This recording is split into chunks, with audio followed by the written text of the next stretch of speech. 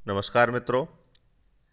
आज का हमारा विषय है RPSC first grade educational psychology unit number 3 शिक्षण अधिगम। और ये तीसरे यूनिट का हमारा छठा वीडियो है और ये चौथा हमारा सिद्धांत है। और इस सिद्धांत का नाम है कोहलर का अधिगम सिद्धांत। क्योंकि हमने जब दूसरा जो पॉइंट पढ़ा था वहाँ पर में हमने देखा था कि अधिगम को 3 संप्रदायों में बांटा गया था। उसके बाद हमने तीसरे वीडियो में जब हमने थॉर्नडाइक का जो नियम था वहाँ पढ़ा था, तो वहाँ भी सिद्धांतों का जो वर्गीकरण है उस वर्गीकरण के बारे में पढ़ा था। और वहाँ पर जो वर्गीकरण था, जो आपको याद हो, तो वहाँ पर अधिगम सिद्धांतों को 2 भागों में बांटा गया था, जिसमें पहला था शास्त्रीय और दूसरा था क्षेत्रीय। तो जो शास्त्रीय जो सिद्धांत थे, वो शास्त्रीय सिद्धांतों के अंतर्गत मैंने आपको 3 सिद्धांत बताए थे। थॉर्नडाइक का सिद्धांत, स्किनर का सिद्धांत और पावलोव का सिद्धांत। तो इससे जो पिछले जो हम 5 जो वीडियो पढ़ चुके हैं, उसमें जो तीसरा, चौथा और 5वां वीडियो था, उन 3 वीडियो में हमने इन तीनों मनोवैज्ञानिकों के जो प्रयोग थे, जो सिद्धांत थे, वो पूरा पढ़ चुके हैं। अब सिद्धांत का जो वर्गीकरण है और उसका जो दूसरा भाग है क्षेत्रीय अधिगम के सिद्धांत, उसमें मैंने आपको 2 सिद्धांत बताए थे। एक तो कोहलर का अधिगम सिद्धांत और एक कुर्ट लेविन का क्षेत्रीय सिद्धांत। तो इससे अगला जो वीडियो होगा हमारा 7वां वीडियो, उस वीडियो में हम कुर्ट लेविन के सिद्धांत के बारे में पढ़ेंगे। और आज के वीडियो में हम कोहलर का जो अधिगम सिद्धांत है उसके बारे में यहाँ पर चर्चा करेंगे। उसके बाद एक लास्ट वीडियो इन सभी का जो सार है और वहाँ पर जो निहितार्थ हैं, जो आप इसका जो सिलेबस है उसके अकॉर्डिंग जो लास्ट बिंदु है किशोर अधिगमकर्ता से संबंध इनका सिद्धांतों का, उस पर चर्चा करेंगे। और उसी के साथ हमारा जो 6 यूनिटों में से जो 3 यूनिट है वो पूरी हो जाएंगी, यानी फर्स्ट ग्रेड साइकोलॉजी का हमारा आधा कोर्स पूरा हो जाएगा। तो पढ़ते हैं आज के वीडियो में कोहलर का अधिगम सिद्धांत। तो कोहलर ने सूझ अथवा अंतर्दृष्टि के सिद्धांत का प्रतिपादन किया। तो सबसे पहला हर वीडियो का हमारा यही बिंदु रहता है कि कौन से मनोवैज्ञानिक ने कौन सा सिद्धांत दिया। तो यहाँ पर इस वीडियो में हम चर्चा करें कोहलर के सिद्धांत की। तो कोहलर ने जो सिद्धांत दिया उस सिद्धांत का मुख्य नाम है सूझ या अंतर्दृष्टि का सिद्धांत। तो आपको नाम से याद रखना है कि सूझ या अंतर्दृष्टि के सिद्धांत का प्रतिपादन किसने किया, या सूझ या अंतर्दृष्टि का सिद्धांत किसने दिया। तो हमारा जवाब हो जाएगा कोहलर। सूझ अथवा अंतर्दृष्टि का सिद्धांत अधिगम के क्षेत्रीय सिद्धांतों के अंतर्गत आता है। ये मैं आपको अभी बता चुका हूं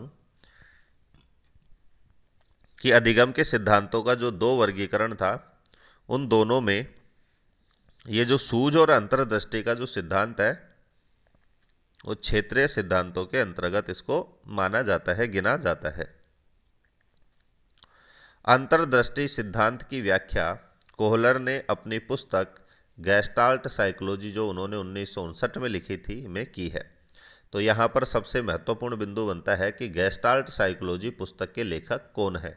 तो भी हमारा जवाब हो जाएगा कोहलर। और ये पुस्तक कब लिखी गई थी? 1959 में। और इस गैस्टाल्ट साइकोलॉजी का जो मुख्य बिंदु था वो यही था कि अंतर्दृष्टि के सिद्धांत की व्याख्या करना। गैस्टाल्ट संप्रदाय के बारे में विस्तार से इन्होंने इस पुस्तक में चर्चा करी है। अब यहाँ पर एक हमारे सामने एक शब्द आया है गैस्टाल्ट साइकोलॉजी, पुस्तक का जो नाम है। तो यहाँ पर जो गैस्टाल्ट शब्द है उसको हम देखते हैं कि गैस्टाल्ट एक जर्मन भाषा का शब्द है जिसका अर्थ है समग्रता अथवा पूर्णता। इस सिद्धांत के प्रतिपादन में मैक्स वर्दीमर, कुर्ट कोफका और वुल्फगैंग कोहलर को उल्लेखनीय माना जाता है। तो ये जो 3 मनोवैज्ञानिक हुए हैं, जिसको हम शॉर्ट में वर्दीमर, कोफका और कोहलर कहते हैं, इन तीनों ही मनोवैज्ञानिकों ने गैस्टाल्ट संप्रदाय में उल्लेखनीय कार्य किया है। और इस गैस्टाल्ट शब्द की हिंदी में यदि व्याख्या देखें, हिंदी में इनका अर्थ देखें, तो इस गैस्टाल्ट का हिंदी में अर्थ होता है समग्रता या पूर्णता। तो इसको हम समग्रवाद भी कहते हैं, पूर्णतावाद भी कह सकते हैं, या गैस्टाल्टवाद भी इसको हम कह सकते हैं। तो सारे नामों से इसको जोड़कर आपको याद रखना है। ये मैं बार बार आपसे कहता हूँ ताकि किसी भी तरह से घुमा फिरा के प्रश्न पूछे तो आपका प्रश्न गलत ना हो। अगला बिंदु है इस गैस्टाल्ट सिद्धांत से कि गैस्टाल्ट सिद्धांत में आकार की पूर्णता को महत्व दिया जाता है। तो हमने देखा कि गैस्टाल्ट शब्द का हिंदी में अर्थ ही पूर्ण होता है या समग्र होता है। तो इस सिद्धांत में यानी किसी भी चीज़ के बारे में हम सीख रहे हैं, अधिगम कर रहे हैं, क्योंकि हम अधिगम के बारे में इन सिद्धांतों को पढ़ रहे हैं, तो आपको याद रखना है कि सिद्धांत का मानना है कि व्यक्ति जब अधिगम करता है तो किसी वस्तु को देखता है तो आकार की पूर्णता को वह महत्व देता है, उसके विभिन्न अंगों पर उसका ध्यान नहीं जाता है या वह ध्यान नहीं देता है। इसीलिए इसको हम गैस्टाल्ट के अंतर्गत इस सिद्धांत को हम पढ़ते हैं। पूर्ण से अंश की ओर शिक्षण पद्धति इसी संप्रदाय की देन है। तो शिक्षण सूत्र है और शिक्षण विधियों में हमने शिक्षण सूत्र पढ़ते भी हैं। तो वहाँ पर एक शिक्षण सूत्र है पूर्ण से अंश की ओर, यानी साधारण से विशिष्ट की ओर। तो वो जो शिक्षण सूत्र है वो शिक्षण सूत्र भी इसी गैस्टाल्ट संप्रदाय की ही देन है, क्योंकि इनका मानना है पहले पूर्ण के बारे में जानकारी और फिर उस पूर्ण के जो अंश है, अंग है, उनके बारे में जानकारी प्राप्त करना। तो पूर्ण से अंश की ओर शिक्षण पद्धति भी इसी संप्रदाय की देन है, ये भी आपको याद रखना है। अब एक मनोवैज्ञानिक हुए एंडरसन। तो एंडरसन के अनुसार अंतर्दृष्टि से तात्पर्य समस्या के हल को यकायक प्राप्त कर लेना है। तो एंडरसन का मानना है कि अंतर्दृष्टि का जो तात्पर्य है, जो अर्थ है, वो यही है कि प्राणी के सामने यदि कोई समस्या है तो उस समस्या का जो हल है वो अचानक प्राप्त कर लेना ही अंतर्दृष्टि है। और ये जब हम कोहलर का जो प्रयोग है चिंपांजी के ऊपर, वहाँ पर भी देखेंगे कि कोहलर भी यही मानते हैं कि जो प्राणी है वो अधिगम धीरे धीरे ना करके और उसका जो अधिगम है वो अचानक होता है। तो एंडरसन ने भी उसी बात का समर्थन किया है। उसके बाद क्रो एंड क्रो ने भी इस सिद्धांत के बारे में अपने वक्तव्य बताए हैं कि क्रो एंड क्रो के अनुसार कोहलर का जो सूझ का सिद्धांत है वो किसी विषय वस्तु के उच्च ज्ञान प्राप्ति में विशेष रूप से सहयोगी है। तो किसी विषय वस्तु के सामान्य जानकारी के लिए और सिद्धांत काम आ सकते हैं, लेकिन क्रो एंड क्रो का मानना है कि किसी भी विषय वस्तु के उच्चतम यानी बहुत ही ज़्यादा और विशिष्ट ज्ञान प्राप्त करने के लिए जो सबसे ज़्यादा सहयोगी है वो सूझ का सिद्धांत है। कोहलर का जो सिद्धांत है वो बहुत ही उपयोगी सिद्ध होता है, क्रो एंड क्रो का मानना है। यह सिद्धांत ह्यूरिस्टिक पद्धति पर आधारित है। तो ह्यूरिस्टिक का मतलब है कि अर्थात इसका मतलब है कि छात्र स्वयं खोज के मार्ग पर अग्रसर होता है। तो सूझ शब्द से ही आपको क्लियर हो गया होगा कि व्यक्ति अपनी समझ के आधार पर आगे बढ़ता है। तो इस सिद्धांत को ह्यूरिस्टिक पद्धति पर आधारित भी मान सकते हैं, क्योंकि जो छात्र है वो स्वयं जो समस्या है उसको खोज करके उस मार्ग पर अग्रसर होता है। तो इन सारी बातों से आपको इस सिद्धांत से संबंधित जो जानकारी है, जहाँ से प्रश्न पूछे जा सकते हैं, वो समझ में आ गए होंगे। अब हम देखते हैं कि कोहलर का जो प्रयोग है वो क्या कहता है। तो कोहलर का ये प्रयोग है कि कोहलर ने सुल्तान नामक चिंपांजी पर अपना प्रयोग किया। तो यहाँ पर जो चिंपांजी का जो नाम है वो सुल्तान है, और ये भी कई परीक्षाओं में पूछा गया प्रश्न है कि कोहलर ने जिस चिंपांजी पर प्रयोग किया था उस चिंपांजी का नाम क्या है। तो उस चिंपांजी का नाम है सुल्तान। उन्होंने चिंपांजी को पिंजरे में रखा और दो छड़ें इस प्रकार रखी गई कि उन्हें आपस में जोड़ा जा सके। तो ये उनका दूसरा प्रयोग है। इससे पहला प्रयोग मैं यहाँ पर आपको बता देता हूँ मौखिक रूप से कि उन्होंने चिंपांजी को, सुल्तान नामक चिंपांजी को एक बॉक्स में रखते हैं और उस बॉक्स के ऊपर एक केला लटका देते हैं और उसी पिंजरे में वो बॉक्स पटक देते हैं, छोटे बॉक्स। तो सबसे पहले जो चिंपांजी है उस केले को उछल उछल कर प्राप्त करने का प्रयास करता है, लेकिन वो उसके हाथ नहीं आते हैं और यकायक वह उन बॉक्स को केले के नीचे रख करके उस बॉक्स पर चढ़ करके वो केले को प्राप्त कर लेता है। तो यहाँ भी उन्होंने बताया कि वह जो उसका जो सूझ विकसित हुई, उसकी जो समझ विकसित हुई, वो यकायक होती है, अचानक होती है, और वो आसानी से केले को प्राप्त कर लेता है। इसी प्रयोग को आगे बढ़ाते हुए इससे थोड़ा कठिन प्रयोग करते हैं कि पिंजरे के बाहर वो केले पटक देते हैं और पिंजरे के अंदर वो दो ऐसी छड़ें पटकते हैं जिनमें एक बड़ी होती है और एक छोटी होती है, और आपस में आसानी से उनको जोड़ा जा सके, इस तरह से उनकी बनावट होती है। तो ऐसा करने के बाद वो देखते हैं कि पिंजरे के बाहर जो केले रखे गए हैं, चिंपांजी ने छोटी छड़ से केले प्राप्त करने का प्रयास किया लेकिन असफल रहा। तो सबसे पहले जो दो छड़ें थी, तो उनमें एक छड़ से वो, चाहे छोटी मान लो चाहे बड़ी मान लो, एक छड़ से उन केले को प्राप्त करने का वो प्रयास करता है, लेकिन वो पहुंच में नहीं आते, उसके पकड़ में नहीं आते हैं।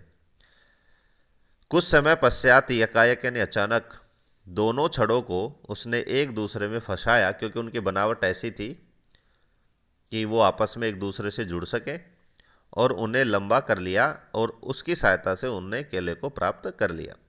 तो ये जो समझ है वो भी उसके दिमाग में अचानक आती है कि जब एक छड़ से उसने जो केले हैं वो प्राप्त नहीं कर पाता है, तो उसने उन दोनों छड़ों को आपस में फंसा करके और उन केलों को आसानी से वो प्राप्त कर लेता है। कोहलर ने निष्कर्ष निकाला कि जीव संपूर्ण वातावरण का प्रत्यक्षीकरण करता है और उसके आधार पर उसमें सूझ उत्पन्न होती है। ये इनके प्रयोग का निष्कर्ष है कि जो प्राणी है जिसके ऊपर हम प्रयोग कर रहे हैं, या जो प्राणी है जो अधिगम कर रहा है, तो अधिगम करते समय वो संपूर्ण वातावरण का प्रत्यक्षीकरण करता है। ऐसा नहीं है कि वातावरण के किसी एक हिस्से का वो प्रत्यक्षीकरण करता, उसको देखता हो। संपूर्ण वातावरण का प्रत्यक्षीकरण करता है, और उस संपूर्ण प्रत्यक्षीकरण के आधार पर ही उसमें सूझ उत्पन्न होती है। इससे वह अपनी समस्या का समाधान करना सीख लेता है। यही उनके प्रयोग का जो निष्कर्ष है वो निकल कर आता है। अब हम इस सिद्धांत की कुछ विशेषताएं हैं। इसमें पहली विशेषता है कि सीखने की प्रकृति संज्ञानात्मक होती है। तो कोहलर ने सीखने की प्रकृति को किस तरह का बताया, तो आपको याद रखना है संज्ञानात्मक। ये पहली विशेषता है कोहलर के सूझ या अंतर्दृष्टि के सिद्धांत की।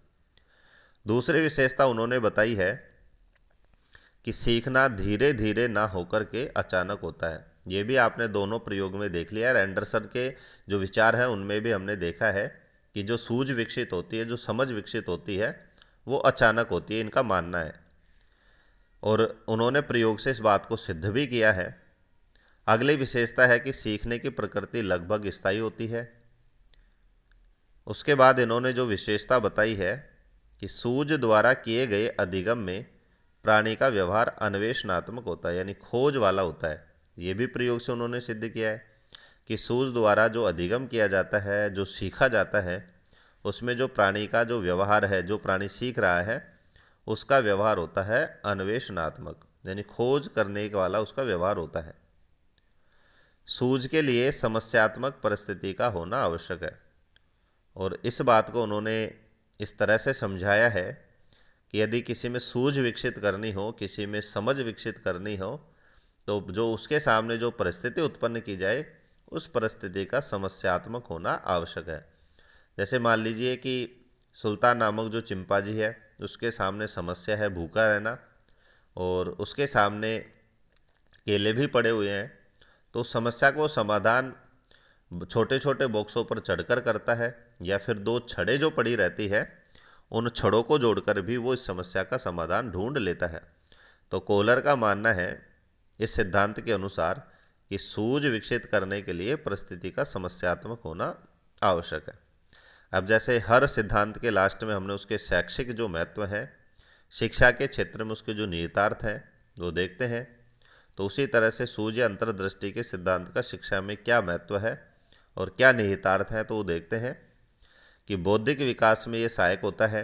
यानी किसी का बौद्धिक स्तर कमज़ोर हो तो सूझ या अंतर्दृष्टि के सिद्धांत का प्रयोग करके, इसको लागू करके हम बौद्धिक विकास कर सकते हैं, बौद्धिक विकास में उसकी मदद कर सकते हैं। अगला है समस्या समाधान अधिगम में सहायक। और जैसा हमने विशेषताओं में भी देखा कि सूझ विकसित करने के लिए परिस्थिति का समस्यात्मक होना आवश्यक है, तभी वह समस्या का समाधान करेगा। तो समस्या समाधान अधिगम में सहायक होता है। मानसिक रूप से तत्पर बनाने में उपयोगी। कोई छात्र है और वो मानसिक रूप से तैयार नहीं है, मानसिक रूप से उसकी पढ़ने में रुचि नहीं है, तो इस सिद्धांत का प्रयोग करके उसको मानसिक रूप से तत्पर बनाने में ये उपयोगी है। उपयोगी सिद्ध होता है।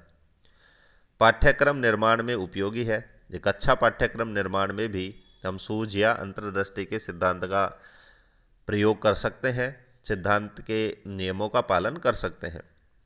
और लास्ट इसका जो निहितार्थ है वो है कठिन से कठिन कार्यों को करने में उपयोगी। ये सिद्धांत हमें सिखाता है कि कोई भी कार्य इतना कठिन नहीं होता है जिसको हम ना कर सकें। तो कठिन से कठिन कार्यों को करने में, छात्रों को ये समझाने में कि कोई भी चीज़ तुम्हारे लिए कठिन नहीं है, ये सिद्धांत बहुत उपयोगी है। तो इस तरह से आज हमने जो कोहलर का जो सिद्धांत है उसी के साथ जो 4 जो सिद्धांत है मनोवैज्ञानिकों के प्रमुख प्रमुख जो पूरे कर लिए हैं। अब हमारा सिर्फ एक सिद्धांत बचा है, कुर्ट लेविन का क्षेत्रीय सिद्धांत। उसको हम अगले वीडियो में पढ़ेंगे। तो आज का वीडियो आपको कैसा लगा, लाइक और कमेंट करके अवश्य बताएं। धन्यवाद।